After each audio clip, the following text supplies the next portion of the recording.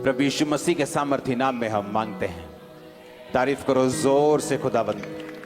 उत्पत्ति की पुस्तक उसका 46 और उसकी 31 से लेकर 34 आयत। तब यूसुफ ने अपने भाइयों और अपने पिता के घराने से कहा, मैं जाकर फिरौन को समाचार दूंगा कि मेरे भाई, मेरे पिता के सारे घराने के लोग जो कनान देश में रहते थे वो मेरे पास आ गए हैं। वे लोग चरवाहे हैं क्योंकि पशुओं को पालते आए हैं, इसलिए वे अपनी भेड़ बकरी गाय बैल और जो कुछ उनका है सब ले आए हैं। जब फिरौन तुमको बुला के पूछे कि तुम्हारा उद्यम, तुम्हारा बिजनेस क्या है, तब कहना कि तेरे दास छोटे होते से ही पशुओं को पालते आए हैं, वरन हमारे पुरखा भी ऐसा ही करते थे। इससे तुम गोशेन देश में रहने पाओगे क्योंकि सब चरवाहों से मिस्री लोग घृणा करते हैं। तब यूसुफ ने फिरौन के पास ये समाचार दिया कि मेरे पिता, भाई, भेड़ बकरियां, गाय बैल जो कुछ उनका है सब कनान देश से आ गया है और अभी वो गोशेन देश में है। उत्पत्ति 47 उसकी 5 से लेकर 6 आयत। तब फिरौन ने यूसुफ से कहा, तेरा पिता और तेरा भाई तेरे पास आ गए हैं, मिस्र देश तेरे सामने पड़ा है।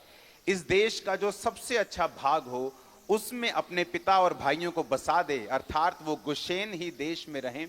और यदि तू जानता हो तो उनमें से जो परिश्रमी पुरुष हैं उन्हें मेरे पशुओं के अधिकारी ठहरा दे। सब बोलो आमीन। अब 47 उत्पत्ति 11 और 12 आयत में लिखा, तब यूसुफ ने अपने पिता और भाइयों को बसा दिया और फिरौन की आज्ञा के अनुसार मिस्र के सबसे अच्छे भाग में अर्थात रामसेस नामक देश में भूमि देकर उनको सौंप दिया। और यूसुफ अपने पिता का, भाइयों का और पिता के सारे घराने का एक एक के बाल बच्चे के घराने की गिनती के अनुसार भोजन दिला दिलाकर उनका पालन पोषण करने लगा। आमीन। बाइबल कहते हैं कि जब यूसुफ ने अपने राजा को कहा कि मेरे बाप, मेरे बच्चे, जो मेरे सब परिवार है वो आ गया है, तो बाइबल कहती है कि उसने कहा कि तुम उनको बताना कि तुम्हारा बिजनेस क्या है। तुम्हारा बिजनेस है पशुओं को पालने का। लेकिन वचन ये कहता है कि मिस्री लोग जो थे वो पशु पालन से, चरवाहों से नफरत करते थे। लेकिन वचन ये कहता है कि उस नफरत के बावजूद भी उनको बेस्ट देश दिया गया, जहां पर गोशेन देश जो था वो पूरा ग्रीन था। मिस्र देश में एक ऐसी, अगर आप मिस्र देश में जाएंगे तो वो पूरा एक आपको रेगिस्तान की तरह नजर आएगा। वहां एक नील नदी है जहां पर नील नदी के किनारे पे 97-95% पॉपुलेशन, और उस समय में तो 99% जो पॉपुलेशन थी वो नील नदी के किनारे रहती थी, क्योंकि और कोई रहने के लिए अच्छी जगह नहीं थी। और बाइबल कहती गोशेन देश जो था वो पूरी तरह से ग्रीनरी से भरा हुआ था। बावजूद इसके कि मिस्री लोग चरवाहों से घृणा करते थे, फिर भी उनको बेस्ट देश मिला। वही देश मिला जो उसका बेस्ट था, मिस्र का, बावजूद इसके कि वो उससे नफरत करते थे। रीजन क्या था इसका? नीति वचन 3 उसकी 3-4 में लिखा कि परमेश्वर की आज्ञाओं को अपने दिल में रखे रहना, अपनी हृदय रूपी पट्टियों पर लिखना, कृपा और सच्चाई को अलग मत करना, तो तू परमेश्वर और मनुष्य दोनों का अनुग्रह पाएगा। आप लोग परमेश्वर के कामों के लिए चुने गए हैं। बाइबल कहती आप लोगों को परमेश्वर ने अलग किया है। पौलुस कहता है तुम दुनिया से, परमेश्वर ने तुमको अलग करके तुम्हें एक बाउंड्रीज के बीच में ठहरा दिया है। तुम स्वतंत्र तो हो, लेकिन वो सब काम नहीं कर सकते जो अन्य जाति लोग कर सकते हैं, क्योंकि परमेश्वर ने तुम्हें आजाद तो किया है, पर अपनी आजादी को पाप के लिए यूज नहीं करना। अब जब बाइबल कहती है कि वो कहानी शुरू होती है यूसुफ से, आप इमेजिन कर सकते हैं कि इतने बड़े फेवर का रीजन ये था कि यूसुफ ने पोतीफर की पत्नी के साथ सेक्स नहीं किया और वो पाप में नहीं गिरा। ये रीजन था उसका इतनी बड़ी ब्लेसिंग अपने लिए और अपने परिवार के लिए रखने का। जब पोतीफर की पत्नी ने उसको अपने साथ सोने के लिए बोला तो बाइबल कहती है उसने मना किया और कहा कि तेरे पति ने सब कुछ, सारा बिजनेस, सारा घर मेरे हाथ में कर दिया है, तो क्या ये सही होगा उसकी पत्नी पर भी हाथ डालना? और बाइबल कहती है उसने मना कर दिया। उसकी पत्नी ने जानबूझकर उसको इल्जाम लगवाकर उसको जेल भेजा। लेकिन बाइबल कहती जब वो जेल में था और सांकलों से बंधा हुआ था तो भी यहोवा का वचन उसे कसौटी के ऊपर कसता रहा। क्या आप इमेजिन कर सकते हैं एक शरीर का काम आप और आपके परिवार और जनरेशन के नाश होने का कारण बन सकता है, और उसी शरीर के काम से फ्री होना आपकी और आपके जनरेशन की ब्लेसिंग का कारण भी बन सकता है। हम क्या कहते हैं, सरकार बुरी है, या हम क्या कहते हैं, या इकोनॉमी बुरी है, इकोनॉमी बैड हो गई, कोविड आ गया, अब उसके बाद यूक्रेन के साथ युद्ध छिड़ पड़ा है तो मेरा बिजनेस डाउन है। लेकिन बाइबल का वचन यह कहता है, मिस्री लोग जिन लोगों से घृणा करते थे, क्यों घृणा करते थे? मिस्र कहां से निकला? कनान से निकला था। कनान कहां से निकला? वो नूह के तीसरे बेटे से निकला था, जिसने अपने बाप को नंगा देखा था, उससे निकला था मिस्र। और इसीलिए जो मिस्री लोग थे वो थे तो इजराइलियों के रिश्तेदार, लेकिन अलग हो चुके थे, दुश्मन बन चुके, जैसे भाई भाई का दुश्मन बन जाता है। और जो इजराइली थे वो ज्यादातर, जिस तरह एसाव और याकूब, याकूब बाइबल कहती है कि भेड़ बकरी को चरवाही करने वाला बना, और एसाव धनुर्धारी बना, वो युद्ध करने वाला बना, शिकार खेलने वाला मनुष्य बना। तो इजराइली जो लोग थे वो चरवाहे थे। इसके बावजूद भी कि एक पूरा देश, उसका प्रधानमंत्री, उसका राजा, उसके लोग उनसे नफरत करने के बावजूद भी आप इमेजिन करो कि जब वो उस देश में जाते हैं तो बेस्ट पोर्शन उनको मिलता है। आपकी लाइफ में बेस्ट पोर्शन खुदा आपको देने के लिए तैयार है। मैंने कहा आप अपनी लाइफ में बेस्ट को देखने के लिए तैयार हो जाओ। बस एक काम करना है। यहां पे मैं आपको एक ही वचन देने के लिए आया हूं। यह वचन खुदावंद ने मुझे इस हफ्ते की शुरुआत से थोड़ा पहले दिया था, आज देने के लिए आप लोगों को। अगर आपने एक काम ये कर लिया, मैं आपको बताता हूं, इकोनॉमी बैड हो, इकोनॉमी वर्स्ट हो, आपका देश यूएसए हो, सोमालिया हो, नाइजीरिया हो, इंडिया हो, कोई फर्क नहीं पड़ने वाला। आप बेस्ट हिस्से में रहेंगे इन जीसस नेम। आमीन। मुझे ऊंचे वाला चाहिए चर्च। हालेलुया। अब उसने जब मना किया कि मैं इस शरीर के काम को नहीं करूंगा और मैं आत्मा के अनुसार चलूंगा, हालेलुया, और वहां से उसकी जर्नी जो है वो स्टार्ट होती है। जब वो अपने शरीर के काम को मना कर देता है और वहां से उसकी स्पिरिचुअल जर्नी स्टार्ट होती है। यीशु मसीह ने कहा, जब तुम मेरे वचनों के ऊपर चलेगा तो परमेश्वर और मनुष्य दोनों का ग्रेस तू पाएगा। आज आप जानते, आजकल का यूथ इतना कंफ्यूज क्यों है? क्योंकि पवित्रताई में नहीं है। आप जानते हैं आजकल का यूथ इतना ब्रेक क्यों है? इतनी अपॉर्चुनिटीज होने के बावजूद भी फाइनेंशियल स्ट्रगल क्यों है? क्योंकि पवित्रताई की कमी है लाइफ के अंदर। और जिस दिन ये कमी खत्म हुई, आप इमेजिन करो बाइबल क्या कहती है।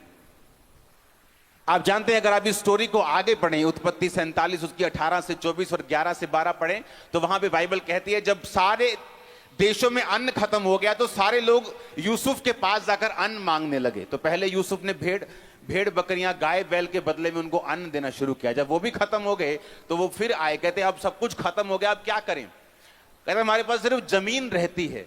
तो वो अपनी जमीन दे देकर उससे अन्न खरीदने लगे। और बाइबल कहती है सारे मिस्र की जो धरती थी वो फिरौन की राजा की हो गई, गवर्नमेंट की हो गई। तो यूसुफ जो धर्मी था उसने कहा, हम तेरे से पूरी जमीन नहीं लेंगे, तुम ऐसा किया करो, जमीन अपने पास रखो, इसका 5 हिस्सा 20% जो है इसकी जमीन का तुम राजा को दिया करना और बाकी से अपना पेट पाला करना। समझ आई कि नहीं आई? लेकिन वहां एक वचन लिखा है, वहां लिखा है, याजकों की भूमि यूसुफ ने अपने पास नहीं रखी। जब याजक लोग अन्न लेने के लिए आते थे तो बाइबल कहती है यूसुफ ने उनकी भूमि उधार नहीं रखी। याजकों के लिए एक स्पेशल अरेंजमेंट था जो यूसुफ उनको देता था। बल्कि वचन यह कहता है कि मिस्र के राजा की मेज पर जो भोजन होता था वही याजकों की मेज के ऊपर होता था। अब मेरी बात को ध्यान से समझना। पहले हमने क्या देखा कि जो इजरायली थे, परमेश्वर ने उनको नफरत करते थे वो लोग, उसके बावजूद उन्हीं लोगों में से बेस्ट दिया, हां के ना। अब दूसरा बाइबल कहती है जब पूरे देश में अकाल था, पूरी दुनिया में अकाल था, पर याजकों को तब भी कोई भी कमी नहीं थी। और यीशु मसीह के जी उठने के बाद वचन ये कहता है कि पहले याजक लोग सेवा करते थे, आप लोगों के लिए, मेरे लिए, विश्वासियों के लिए, बाइबल कहती है वो लहू को बहाते थे और सेवकाई करते थे, परमेश्वर के सामने जाते थे। लेकिन नया नियम ऐसा कहता है कि प्रभु यीशु मसीह ने एक ही बार में अपने लहू को बहाकर हमारा महायाजक बनकर और हम सबको राजा और याजक बनाकर इस दुनिया के ऊपर रखा है। अब बाइबल के मुताबिक जो याजक लोग हैं वो आप खुद हैं, क्योंकि आपको पाप माफ करवाने के लिए अब मेरे पास आने की जरूरत नहीं है। आप अपने घर बैठकर खुदा से कह सकते हैं, खुदावन मेरे पाप को माफ कर, मैं क्षमा मांगता हूं, मैं तौबा करता हूं, तौबा करती हूं, नेक्स्ट टाइम मैं ये काम कभी नहीं करूंगा। बाइबल कहती है आप माफ हो जाते हैं। और वचन ये कहता है कि आप खुद एक याजक हैं, और वचन ये कहता है आप राजा हैं। प्रकाशित वाक्य 1 उसकी 5 और 6 आयत अगर आप पढ़ेंगे आपको यह वचन समझ आएगा।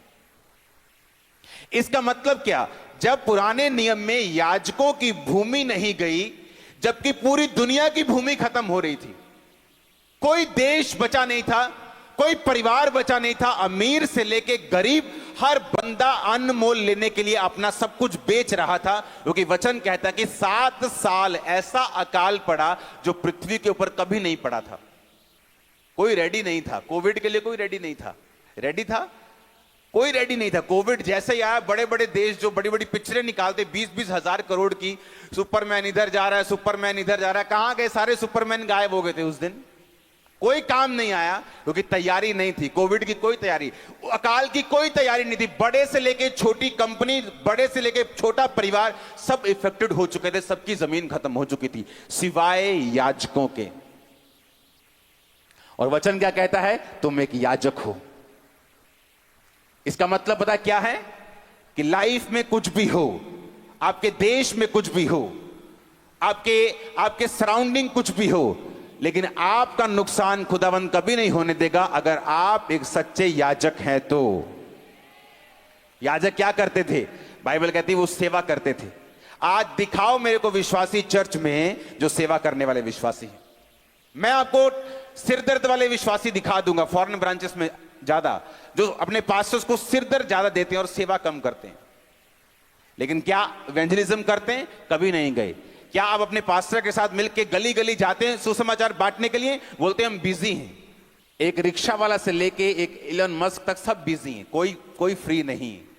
लेकिन जीसस ने कहा जब तुम मेरी सेवा करोगे मेरा पिता तुम्हारा आदर करेगा और तुम्हारा नुकसान नहीं होगा। किन लोगों के नुकसान हो रहे हैं? जो सेवा में नहीं।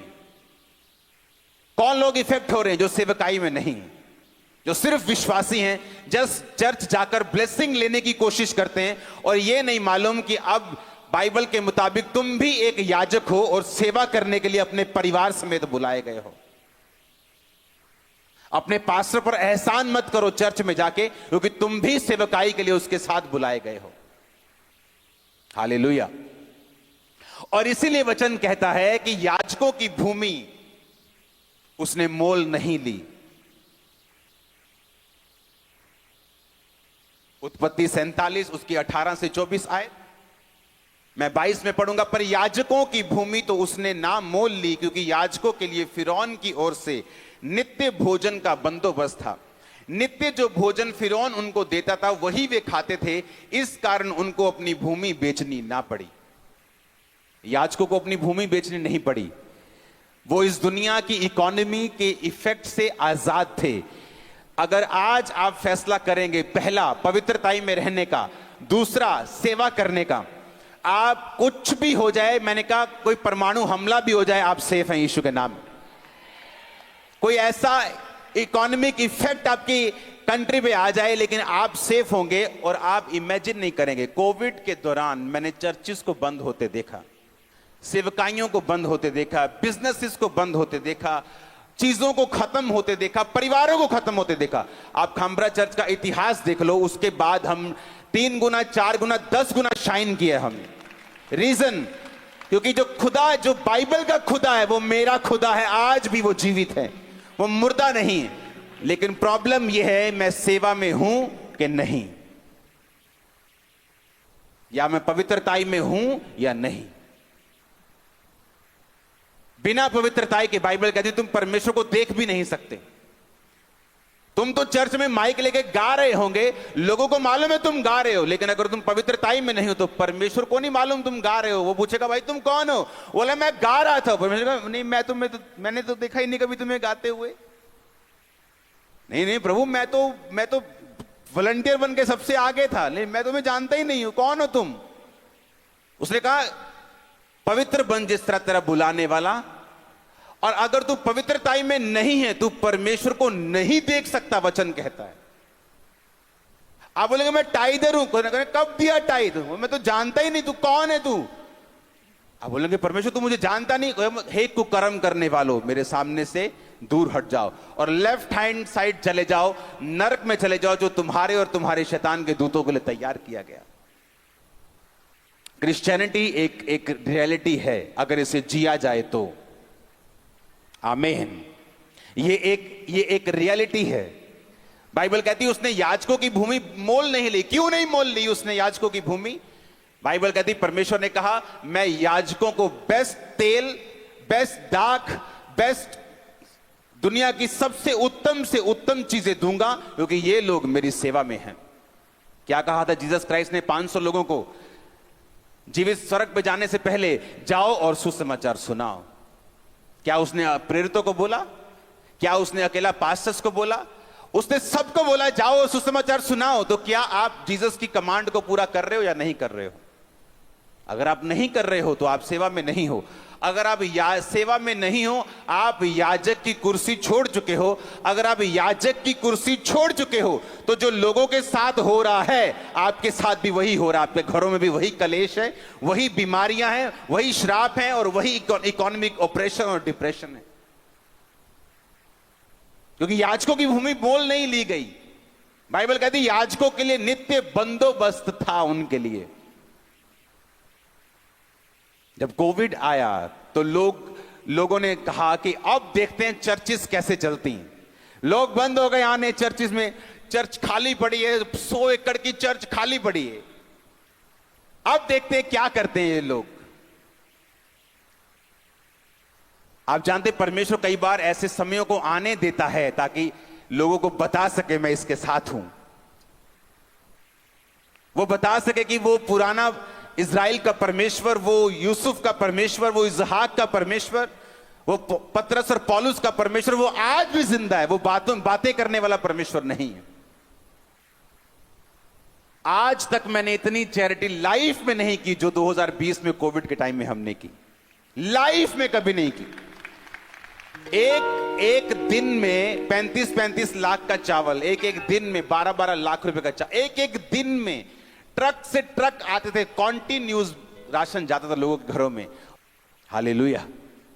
कोविड में लोगों को जरूरत पड़ी लेकिन चर्च तैयार थी। आमीन। खुदावंद ने कहा याजकों की भूमि नहीं कहीं पे जाएगी। फिरौन की ओर से नित्य बंदोबस्त था। एक दुश्मन के हाथ से परमेश्वर ने बंदोबस्त किया। पूरे इज़राइल में अकाल पड़ा। परमेश्वर ने कहा एलिया जा और करीत नामक नाले में छुप जा, वहां कौवे तेरे को खाना खिलाएंगे। कौवा चुराने वाला जीव है। खाना किसी ढाबे पे मौजूद नहीं था, इतना अकाल था। बाइबल कहती है एक एक मुट्ठी आटा, एक एक बोरी आटे के लिए लड़ाइयां हो रही थी लोगों में। खाना कहां मौजूद था? सिर्फ राजा की रसोई में। और बाइबल कहती एलिया मांस और रोटी रोज तब तक खाता था जब तक वो कौवों को बस ना कह दे कि बस, क्योंकि वो याजक था।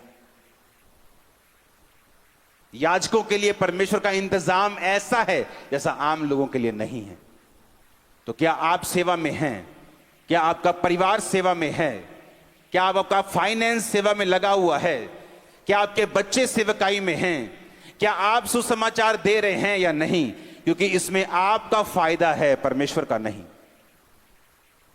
आमीन। जो सेवा कर रहे हैं किसका फायदा है? उन लोगों का जो सेवा, याजक बन के किसका फायदा हुआ? याजकों का फायदा हुआ कि उनको भूमि देनी नहीं पड़ी, परमेश्वर ने उनकी भूमि को बचा के रखा। हालेलुया। ऊंची आवाज में हालेलुया बोलो। अगर आज आप फेथ करके जाएंगे परमेश्वर मैं अपनी लाइफ को पवित्रताई में, अलगताई में, सेवकाई में रखूंगा। मैं अपने शरीर को शैतान को नहीं दूंगा। एक शरीर का काम, सिर्फ एक, आदम को कहां तक लेके गया? सिर्फ एक शरीर का काम जो यूसुफ ने मना कर दिया, उसको वो कहां तक लेके गया? बाइबल कहती है कि तुम शरीर के अनुसार चलोगे तो मरोगे, आत्मा के अनुसार चलोगे तो जियोगे।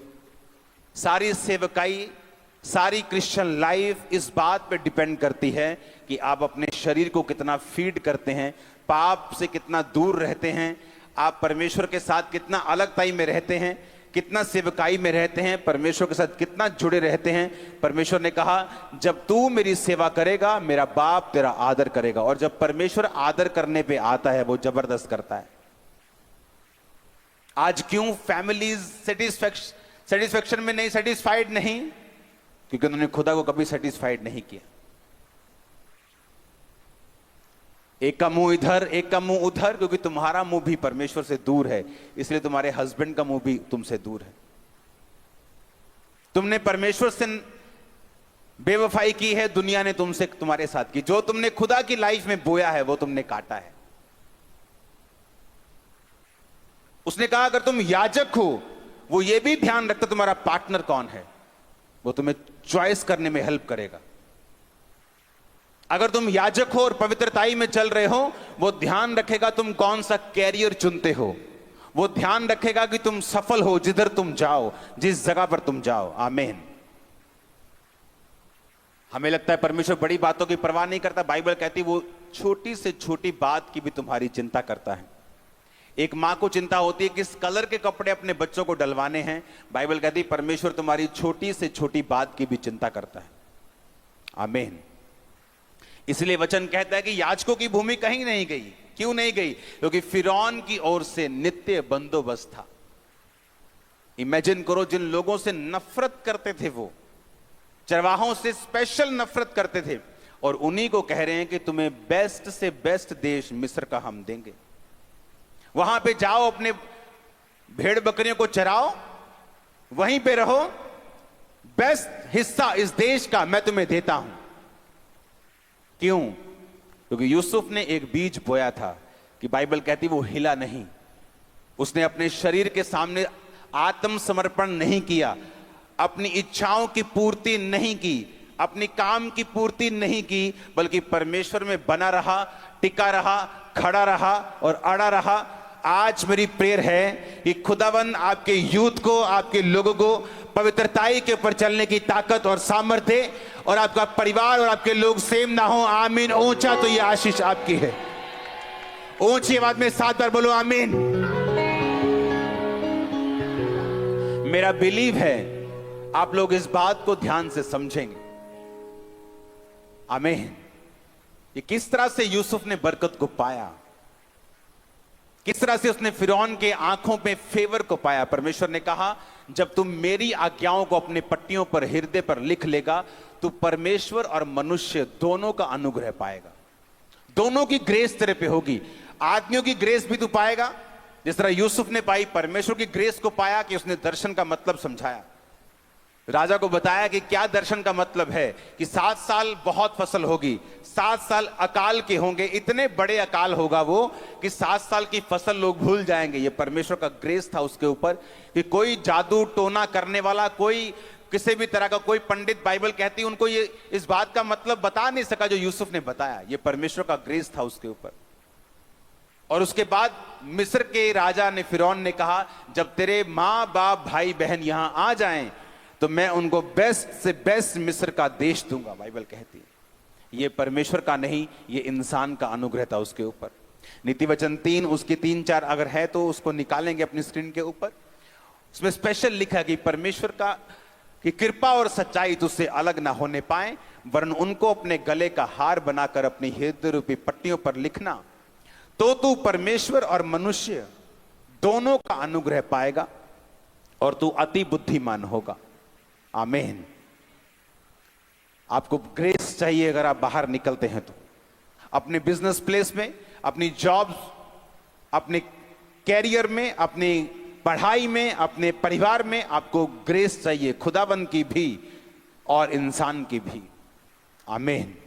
और परमेश्वर ने कहा है अगर तू मेरी आज्ञाओं को अपने हृदय पर लिख लेगा तो तू ग्रेस को पाएगा, मनुष्य का भी और परमेश्वर का भी। हालेलुया। मेरा बिलीव है कि आप लोग पवित्रताई के वचन को बड़े सीरियसली लेंगे और अपनी लाइफ से उन कमियों को, उन त्रुटियों को दूर करेंगे जो परमेश्वर ने रखी हैं कि आपकी लाइफ में ना हो। और हमें लगता है ये छोटा सा काम है, ये तो छोटा सा काम है, इससे क्या हो जाएगा, ये मेरी छोटी सी कमी है मेरी लाइफ की। बाइबल कहती है एसाव ने एक बार के भोजन के बदले में अपने पहलौठे होने के अधिकार को बेच दिया, इसलिए आज आप बोलते हो अब्राहम इसहाक याकूब का परमेश्वर। नहीं तो हम ये कह रहे होते अब्राहम इसहाक एसाव का परमेश्वर। जब दाऊद के घर में मसा करने के लिए नबी गया तो वो दाऊद नहीं था जिस पे परमेश्वर की योजना थी, आपको मालूम होना चाहिए। वो उसका बड़ा भाई था जिस पर परमेश्वर की योजना थी उसको राजा बनाने की। लेकिन वचन कहता है कि वो अयोग्य करार दिया गया। किसी को भी बिना परखे आप अयोग्य करार नहीं देते।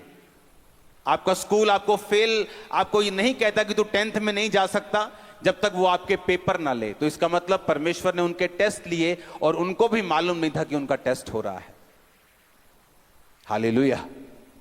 उनको मालूम नहीं था उनका टेस्ट हो रहा है, लेकिन जब वो सामने गए परमेश्वर ने कहा मैं इसे अयोग्य करार देता हूं। सेकंड अयोग्य, थर्ड अयोग्य, सब आ गए, हाँ सब आ गए, लेकिन एक रह गया जो जंगल में रहता है, भेड़ बकरियों को चराता है। जब वो आया परमेश्वर ने कहा यही है, इसे मसा कर। और इसलिए वचन कहता है मैं तेरे भाइयों के मध्य में मैंने तेरा अभिषेक किया।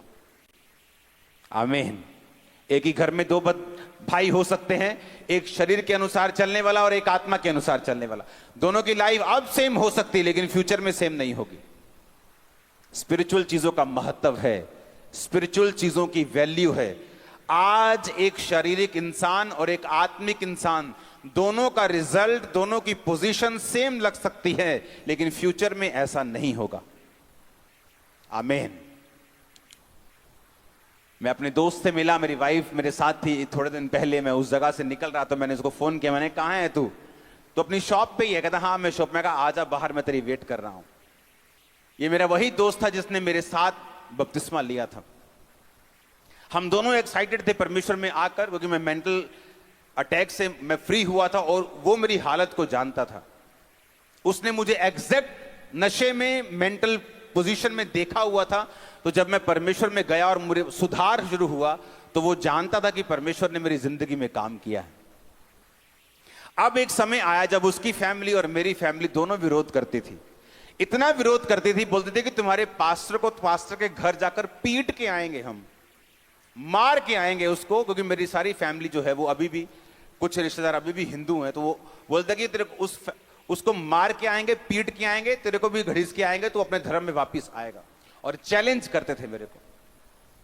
उसकी फैमिली ने एक दिन उसको अपने पास बिठाया और बोला बेटा ना तो तेरी शादी करेंगे, ना तेरे को दुकान देंगे, ना तेरे को मकान में हिस्सा देंगे, तेरे छोटे भाई को सब कुछ दे देंगे। अगर तूने जीसस क्राइस्ट को नहीं छोड़ा, हमारी बात नहीं सुनी, तो तेरा पत्ता काट देंगे हम। और सेम प्रेशर मेरे ऊपर था कि तुझे बिजनेस करना है, तुझे टाइल्स का बिजनेस चलाना है, बहुत बड़ा बिजनेस था, तुझे ये काम करना है, तुझे ये क्रिश्चियन लोगों के पीछे नहीं जाना है। मेरा डिसीजन अलग था। मैंने सेवा का फैसला लिया, परमेश्वर के पीछे चला। उसका डिसीजन अलग हो गया और वो परमेश्वर से हट गया। उसकी मैरिज हो गई, उसको दुकान मिल गई, सब कुछ हो गया। जिस माँ ने, जिस बाप ने उसका विरोध किया, जिस भाई ने उसका विरोध किया, 1 साल में उसका भाई डूब के मर गया, पहाड़ों में गया। थोड़ी देर बाद माँ को टीबी हो गई, वो मर गई। उसके बाद उसका बाप मर गया। अब वो अकेला है, उसकी मैरिज खराब हो चुकी है, सब कुछ फिनिश हो चुका है लाइफ में। और आज जब हम दोनों मिलते हैं और जमीन आसमान का फर्क लगता है। और एक समय हमने इकट्ठे शुरुआत की थी, और ज्यादा लंबा समय नहीं मैं बोल रहा हूं, जस्ट 15 साल 16 साल की बात कर रहा हूं। शुरुआत आपकी सेम। आज एक शरीर में चलने वाला व्यक्ति और एक आत्मा में चलने वाला व्यक्ति जब डिसीजन लेते हैं, शरीर वाला और आत्मा वाला हो सकता है सेम पोजीशन पे लगे आपको लगे कोई फर्क नहीं है। शरीर में चलने वाला आपको ज्यादा ब्लेस लग सकता है, क्योंकि मुझे लगा कि उसकी शादी हो गई, उसको दुकान मिल गई, घर में कलेश खत्म हो गया। छोड़ो यार, परमेश्वर को क्या मानना, दिल में मान लेंगे परमेश्वर को। जो घर वाले जाते हैं, माथा टेक दो वहां जाके, क्या प्रॉब्लम है? कुछ नहीं, घर में कलेश थोड़ी रखना है अभी। इसलिए कि कैंसर का फोड़ा दर्द ना करे, जख्म दर्द ना करे, उसको ना निकलवाओ तो वो आपकी मौत का कारण बन सकता है। अगर उसको निकलवा दो, आज पेन हो सकती है लेकिन आप फ्री हो जाते हैं। यीशु मसीह ने कहा मेरा रास्ता तंग है, थोड़े जो इसे पाते हैं, लेकिन खुला रास्ता है, बहुत लोग उसमें जाएंगे। जो खुला रास्ता है, जहां कोई सिरदर्दी नहीं है, कोई विरोध नहीं है, जो मर्जी खाओ पियो, जहां मर्जी जाओ, जिस मर्जी पार्टी में जाओ, कोई तंग रास्ता नहीं, खुला एंजॉय करो लाइफ को। लेकिन जीसस ने कहा जो मेरा रास्ता है वो तंग रास्ता है और थोड़े हैं जो इसे पाएंगे। लेकिन वचन ये भी कहता है मेरे मार्गों में उत्तम पदार्थ पाए जाते हैं। फिर जो क्रिश्चियन लोगों की लाइफ में होता है वो दूसरे लोग सोच भी नहीं सकते। आमीन। उनकी ब्लेसिंग्स, उनका कद जो परमेश्वर करता है, वो 10 जन्म लेकर भी, शरीर में रहकर भी उसको नहीं पा सकते। हालेलुया। लेकिन शुरुआत कहां से हुई? दोनों की शुरुआत एक सी लगती, शरीर वाला भी एक सा लगता है और स्पिरिट वाला भी एक सा लगता है। तब शरीर वाला हो सकता है ज्यादा आशीषित लगे कि इसको सारा कुछ मिल गया और मैं आत्मा में रह के इतनी डिफिकल्टी सहन कर रहा हूं, परिवार में रोज कलेश। आप इमेजिन करो, आप अपने घर में हो, आपकी माता और पिता से कोई बात नहीं होती। ऐसे चर्च में, जब मैं 50-60 लोग चर्च में आते थे तो मेरा भाई लिख के लगा देता था कि मेरा धर्म किसी की बुराई नहीं करता, लोगों को दिखाने के लिए। वो भी मेरा विरोधी हो गया था कि मेरा हिंदू धर्म किसी की बुराई नहीं करता, कि तेरा धर्म बुराइयां करता है, लेकिन मेरा लिख के कलीसिया के सामने टांग के जाता था वो। आज उसी चर्च में सेवा करता है। मेरे बाप भी, मेरी माँ भी, मेरा भाई भी, उसकी पत्नी भी, उसकी बच्ची भी। हालेलुया। और जब परमेश्वर फिर लेके आता लोगों को घड़ीस के, जब उसके बेबी नहीं हुआ, शादी मेरे छोटे भाई की मुझसे पहले हुई, कहता है इसने शादी नहीं करनी है, सेवा में चला गया, मेरी शादी करो, ये बंदा गलत है, मेरी शादी करो। शादी कर ली, बेबी नहीं हुआ। 1 साल, 2 साल, 3 साल, 4 साल, 7, 10 साल निकल गए। जब उसको वर्ड दिया मैंने परमेश्वर का, बेबी हुआ उसी साल। तो उसे मालूम हुआ कि ये फर्क है मुझ में और इसमें, कि इसने इतने साल परमेश्वर में लगाए हैं, ये फर्क है मुझ में और इसमें। इसने सेवा को नहीं छोड़ा, ये फर्क है इसमें और मुझ में। मेरी लाइफ को देखा गया, परखा गया। आपकी फैमिली कभी भी आपके प्रचार पे यकीन नहीं करती, याद रखना। आपकी फैमिली यकीन रखती है आपके लाइफ के रिजल्ट के ऊपर, जो आप दिखाते हैं बाय फोर्स बाय फायर। आमीन। वो आपके प्रचार को नहीं सुनती। मैंने अपने फादर को बैप्टाइज दिया, अपनी मदर को बैप्टिज्म दिया, अपने ब्रदर की वाइफ, मैंने अपने पूरे परिवार को बपतिस्मा दे चुका हूं। और आप इमेजिन करो, एक बार भी बैठकर ऐसे 1 सेकंड के लिए बाइबल खोलकर मैंने उन्हें कभी वचन नहीं बताया। जो सुनते चर्च से सुनते हैं और लाइफ देखते हैं मेरी घर पे, वो जीवन देखते हैं पवित्रताई का, अलगताई का, और रिजल्ट देखते हैं और रिजल्ट को सल्यूट करते हैं लोग। आपकी लाइफ में, सुनो मेरी बात, पवित्रताई, सुनो, एक गुण नहीं है। पवित्रताई एक गुण नहीं है, सिर्फ एक गुण नहीं है, एक अच्छा एट्रीब्यूट एक नहीं है। पवित्रताई एक हथियार है आप लोगों के लिए। आप नहीं जानते, आपकी लाइफ का वर्स्ट अटैक जो शैतान ने किया है, आप होलीनेस से उसे खत्म कर सकते हो। वो आपके हस्बैंड पे हो, वो आपके फाइनेंस पे हो, वो आपके बच्चों पे हो, वो आपकी सेहत पे हो, वो आपके किसी भी चीज के ऊपर हो। पवित्रताई को मेंटेन कर लो, प्रेयर को मेंटेन कर लो, सेवा करनी शुरू कर दो, अटैक खत्म हो जाएगा, वो स्ट्रगल खत्म हो जाएगा। वो 40 साल पुराना रोग क्यों ना हो, वो 50 साल पुरानी आपकी फैमिली ट्रबल कर्स क्यों ना हो, अगर आप इन चीजों को फॉलो करना शुरू करेंगे, सब चेंज हो जाएगा। हालेलुया। आज मेरा वो दोस्त भी एग्री करता है मेरी बातों से कि तूने स्टैंड लिया इसलिए तू यहां पे है। मैं तेरी ब्लेसिंग के साथ मैच नहीं कर सकता हूं। कहता मैं 1% भी मैच नहीं कर पाता हूं तेरी ब्लेसिंग के साथ। वो खुद इकरार करता है। हम दोनों अभी भी दोस्त हैं, लेकिन उसे मालूम है कि मैंने एक फैसला लिया था, उसने भी एक फैसला लिया था परमेश्वर में ना चलने का, और मैंने चलने का। वो दिन मेरे दुख भरे थे। घर पे जाना, मां से बात ना होना, बाप से बात ना होना, भाई से बात ना होना, लड़ाई होना, झगड़े होना, कोई इमोशनल अटैचमेंट सब खत्म हो गया था घर में। जीसस ने कहा जो कुछ तू मेरे लिए छोड़ देगा तू पाएगा, 100 गुना पाएगा। आज मेरा परिवार मेरे साथ ज्यादा अटैच होगा, मेरे भाई से भी। क्यों? उसका वचन पूरा हुआ। आमीन। लॉस एंजलिस में ये फर्स्ट मैं सीड डाल के जा रहा हूं। मेरा बिलीव है आप लोग सेवा में जाएंगे, मेरा बिलीव है सुसमाचार आप लोग देंगे, मेरा बिलीव है। आमीन। लोग को यहां सुसमाचार देने की आदत नहीं, इसलिए मैं जहां भी मेरी ब्रांच ना हो मैं क्रूसेड नहीं करता हूं, क्योंकि लोगों को सुसमाचार देने की आदत नहीं है। जो लोग ब्रांच से बाहर अगर वो क्रूसेड करवाएं, वो कभी भी इतना सुसमाचार नहीं कर पाते जितना मेरी ब्रांच कर पाती। हालेलुया।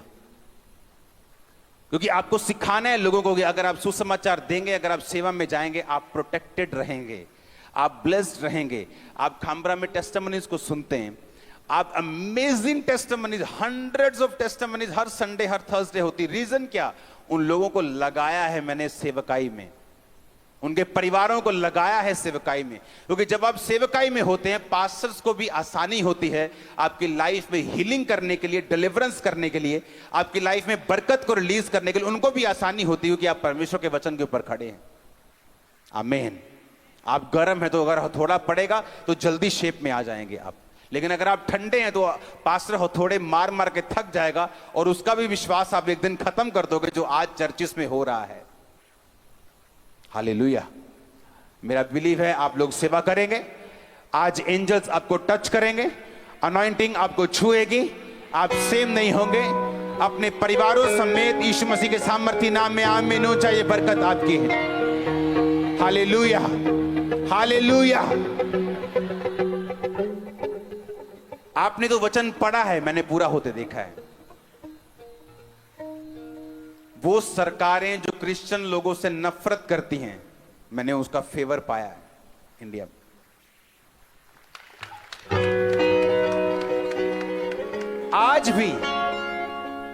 आज भी मैं आपको बता रहा हूं, यह वचन पूरा हो रहा है।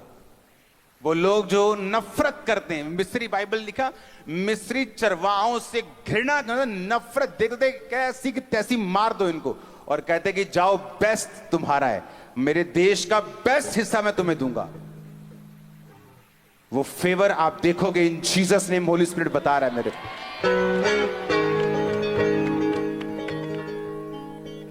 एक बंदा जो नफरत करता है मिस्री इजराइलियों से, चरवाहों से जो घृणा करते, बाइबल कहती है नफरत, हेट करते थे उनको, और कह रहे भाई साहब आ जाओ, मिस्र देश में बेस्ट गोशेन देश, हरी चारगाहियों से भरा हुआ तुम्हें देता हूं, मेरे पशु भी तुम रख लो, अधिकारी बन जाओ मेरे पशुओं के, मेरे बिजनेस में पार्टनर बन जाओ।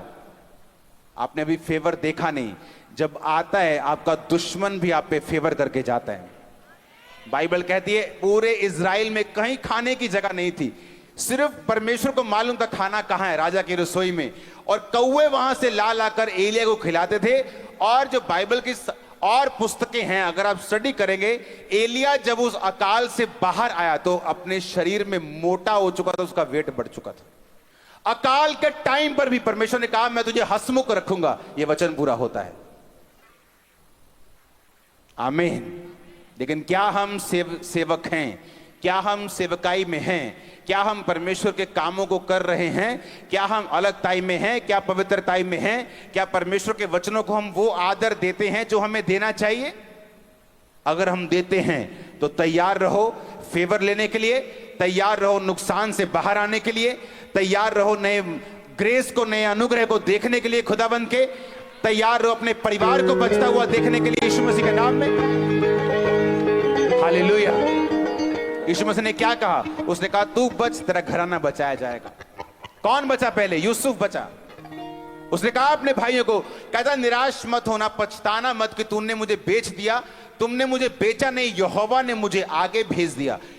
धर्मी के ऊपर मुसीबत आई, बाकी पापियों पे नहीं आई। कहते मैं इसलिए आगे आया हूं कि इस देश में आऊं, इसका अन्न बचाऊं और फिर तुमको बचाऊं। तू बच, तेरा घराना बचाया जाएगा। रूबेन अपना घराना नहीं बचा सका, क्यों? बाइबल कहती है अपने पिता की पत्नी के साथ उसने व्यभिचार किया, अपनी स्टेप मदर के साथ वो सोया। इसलिए बाइबल कहती परमेश्वर ने उसे अपना घराना बचाने के लिए इस्तेमाल नहीं किया। और याकूब ने कहा रूबेन तू दूसरों से श्रेष्ठ नहीं होगा, क्योंकि तू एक व्यभिचारी जन है। एक क्रिश्चियन है लेकिन वो भी आम लोगों के जैसे सब कुछ कर रहा है। क्यों? क्योंकि लाइफ में पाप है उसके। अगर पाप नहीं है वो इफेक्टिव होगा, वो होगा आज नहीं तो कल होगा। उसने कहा रूबेन तू लोगों से श्रेष्ठ नहीं हो पाएगा, आम लोग जैसे जीते तू भी जिएगा, क्योंकि तूने अपने पिता के बिछोने को अशुद्ध किया है। और यूसुफ, बाइबल कहती वो बचा और उसका घराना बचाया जाएगा। आज लोग चर्च में आते बोलते मेरी पत्नी बचाई जाए, मेरा बच्चा आ जाए, मेरे माँ बाप आ जाए। मैं उनको बोलता हूं तू बच पहले, तू बच गया, तू अच्छी तरह से बच गया और बचा रहा, तेरी फैमिली तेरे पीछे आएगी। वचन कहता है 100% आएगी, 99.999 नहीं, 100% तेरा परिवार बचाया जाएगा। पॉसिबल नहीं, मैंने कहा पॉसिबल नहीं है कि तुम यीशु मसीह के अनुसार चलो और तुम्हारा घराना बचाया ना जाए। पॉसिबल नहीं। वो आएंगे, मैंने कहा वो खुदावंद लेके आएगा उनको। उसने वचन में लिखा तू बच, तेरा घराना बचाया जाएगा। आमीन। यूसुफ ने प्रेयर नहीं की खुदावंद मेरे घराने से मुझे मिला, बल्कि पाप से बच के रहा। अकेला था, इमोशनल डिस्टर्ब था, पाप कर सकता था, बहाना था उसके पास, लेकिन वचन कहता है वो परमेश्वर में रहा, अलगताई में रहा। अपने हाथों को उठाओ, थैंक यू जीसस। ऊंची आवाज में सब जन खड़े हो जाओ, अपने हाथों को उठाओ।